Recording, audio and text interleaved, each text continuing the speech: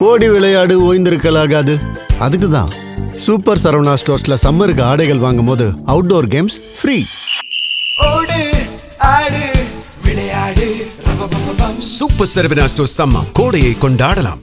தேர்தல் பிரச்சாரத்தை நிறுத்திட்டு தற்போது வீட்டுக்கு வீடு கருப்பு கொடி ஏந்தி தொகுதி மறுவரையறைக்கு எதிராக திமுக செயல்பட்டு வரக்கூடிய நிலையில எடப்பாடி மட்டும் இதனை ஆதரிக்க காரணம் என்ன? தேர்தல் களம் உச்சத்துல இருக்கும் நேரத்துல திமுக தேர்தல் வேலைகளை எல்லாம் விட்டுவிட்டு எங்களுக்கு மாநில உரிமைகள் தான் முக்கியம் அப்படின்னு கருப்பு கொடி பிடித்திருப்பதின் பின்னணி என்ன என்பது பற்றியும், இந்த மசோதாவின் நோக்கம், இது நிறைவேற எத்தனை எம்பிக்களோட ஆதரவு தேவை என்பது குறித்த முழு விவரங்களை தற்பொழுது விரிவாக பார்க்கலாம்.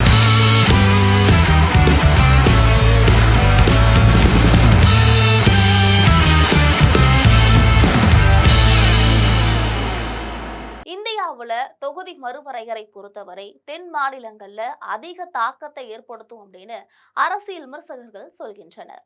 மேலும் திமுக மற்றும் அதனுடைய கூட்டணி கட்சிகள் முழுமையாக தொகுதி மறுவரையறைய எதிர்க்கிறாங்க. இந்த நிலையில தென் மாநிலங்களுக்கு அதிகமான நாடாளுமன்ற தொகுதி மறுவரையறையால தமிழகத்திற்கு எந்த பாதிப்பும் வராது என்றும், மக்கள் மகிழ்ச்சி அடையக்கூடிய விதத்துல தான் இந்த தொகுதி மறுவரையறை இருக்கும் அப்படின்னும் மத்திய அரசு உறுதியளித்துள்ளதாக எடப்பாடி பழனிசாமி தெரிவிச்சிருக்காரு. கோவை காந்திபுரத்துல தேர்தல் பிரச்சாரத்துல பேசும்போது தொகுதி மறுவரையறை எந்த விதத்திலும் தமிழ்நாட்டை பாதிக்காது என தெளிவாக கூறியும், ஸ்டாலின் டபுள் கேம் ஆடுகிறார், பெண்களுக்கு இடஒதுக்கீட்டை தடுக்க முயற்சிக்கிறார், தொகுதி மறுவரையறையை கண்டித்து தமிழகத்துல இன்னைக்கு கருப்பு கொடி போராட்டத்திற்கு ஸ்டாலின் அழைப்பு விடுத்திருக்காரு. ஆனா நான் எங்குமே கருப்பு கொடியை பார்க்கல, ஸ்டாலினுக்கு தோல்வி ஜூரம் வந்துருச்சு அப்படின்னும் எடப்பாடி பழனிசாமி தெரிவிச்சிருக்காரு. இந்த நிலையில தேர்தல் களம் உச்சத்துல இருக்கக்கூடிய நேரத்துல திடீரென்று பிரச்சார வாகனங்களை எல்லாம் ஓரம் கட்டிவிட்டு கருப்பு சட்டையோடு களத்தில் குதித்திருக்கிறது திமுக. தேர்தலை விட மாநில உரிமையே முக்கியம் என ஸ்டாலின் போட்ட ஒற்றை உத்தரவு அறிவாலய ரத்தத்தின் நாளங்கள்ல அனலை ஏற்றிருக்கிறது. என்ன நடக்கிறது களத்தில்? வழக்கமான தேர்தல் பிரச்சார கூட்டங்கள், வாக்கு சேகரிப்புகள் என தமிழகமே பரபரப்பாக இருந்த வேளையில திடீரென கிளைமேக்ஸ் காட்சியை மாற்றி அமைத்திருக்கிறார் முதலமைச்சர் மு.க.ஸ்டாலின். மத்திய அரசு கொண்டு வர துடிக்கக்கூடிய தொகுதி மறுவரையறை இந்த சட்ட நகலை எரித்து அவர் இயற்றிய தீ இப்போது குமரி முதல் கும்மிடிப்பூண்டி வரை காட்டு தீயாக பரவி இருக்கிறது. இது வெறும் தேர்தல் அல்ல, தமிழர்களோட இருப்பை உறுதி செய்வதற்கான போர். தொகுதி மறுவரையறை என்ற பெயரில் தென் மாநிலங்களோட குரல் வலை நெரிக்க பார்க்கக்கூடிய பாஜகவுக்கு பாடம் புகட்டாமல் ஓய மாட்டோம், இதுதான் இப்போது ஒவ்வொரு திமுக தொண்டனின் தாரக மந்திரமாக மாறியிருக்கிறது. இந்திய அரசியல் களத்துல பெரும் எதிர்பார்ப்புகளை ஏற்படுத்தியிருக்கக்கூடிய தொகுதி மறுசீரமைப்பு சட்ட மசோதா இன்னைக்கு மக்களவையில கடும் விவாதங்களுக்கு இடையே விவாதத்திற்கு எடுத்துக்கொள்ளப்பட்டிருக்கு. எதிர்கட்சிகளின் பலத்த எதிர்ப்பையும் மீறி பகுதிவாரி வாக்கெடுப்பின் மூலம் இந்த மசோதா அடுத்த கட்டத்திற்கு நகர்ந்திருக்கு. மக்களவை இன்னைக்கு காலை கூடியதும் தொகுதி மறுசீரமைப்பு மசோதாவை விவாதத்திற்கு எடுத்துக்கொள்ள அரசு தரப்பு முன் வந்துச்சு.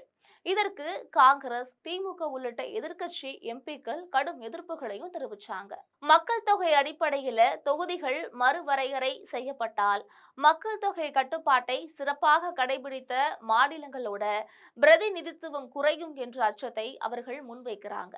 மேலும் இந்த அரசமைப்பு சட்ட திருத்த மசோதா நிறைவேற வேண்டுமானால் தற்போதைய நிலவரப்படி மக்களவையின் மொத்த உறுப்பினர்கள், அதாவது 543 பேர்ல குறைஞ்சது 361 உறுப்பினர்களோட ஆதரவு இருந்தால் மட்டுமே இந்த மசோதா நிறைவேறும்.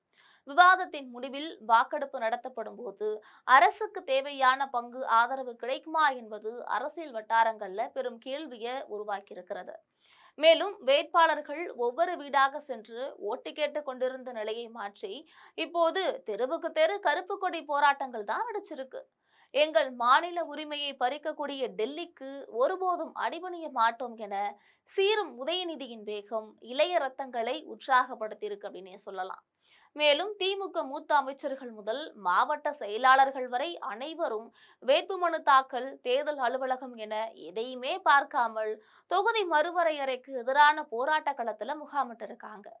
கிளைக்கழக செயலாளர்கள் கூட பிரச்சார நோட்டீஸ்களை தூக்கி போட்டுவிட்டு எங்கள் ஓட்டு எங்களுக்கு தான், ஆனா எங்கள் அதிகாரம் எங்கே என்ற முழக்கத்தோடு வீதிக்கு வந்திருக்காங்க. ஏன் இந்த ஆவேசம் என்ற கேள்வி உங்களுக்கு தோணுதா? இதற்கு பதிலாக அவர்கள் சொல்வது என்னவென்றால், மக்கள் தொகை அடிப்படையில தொகுதி பங்கீடு செய்யப்பட்டுச்சு அப்படின்னா மக்கள் தொகையை கட்டுப்படுத்திய தமிழகம் போன்ற முன்னேறிய மாநிலங்களோட நாடாளுமன்ற பிரதிநிதித்துவம் குறையும் என்பதுதான் திமுகவோட முக்கிய குற்றச்சாட்டு. தேர்தல் பிரச்சாரத்தையே நிறுத்திவிட்டு ஒரு ஆளும் கட்சி இப்படி வீதியில் இறங்கி போராடுவது இந்திய அரசியல்லையே அரிதான ஒன்று. இதன் மூலம் டெல்லிக்கு ஒரு வலுவான செய்தியை ஸ்டாலின் அனுப்பியிருக்காரு. தமிழகத்துல பாஜகவுக்கு எதிரான அலை இப்போது இந்த தொகுதி மறுவரையறை விவகாரத்தால சுனாமியாக மாறியிருப்பதை யாராலும் மறுக்க முடியாது. தேர்தல் கமிஷன் ஒருபுறம் கெடுபிடி காட்டினாலும் மண்ணின் உரிமை பறிபோகும் போது தேர்தல் எம்மாத்திரம் என திமுக காட்டக்கூடிய இந்த வேகம் வரக்கூடிய தேர்தலில் எதிரொலிக்குமா இல்ல டெல்லி அரசு இறங்கி வருமா என்பதையெல்லாம் பொறுத்திருந்துதான் பார்க்க வேண்டும்.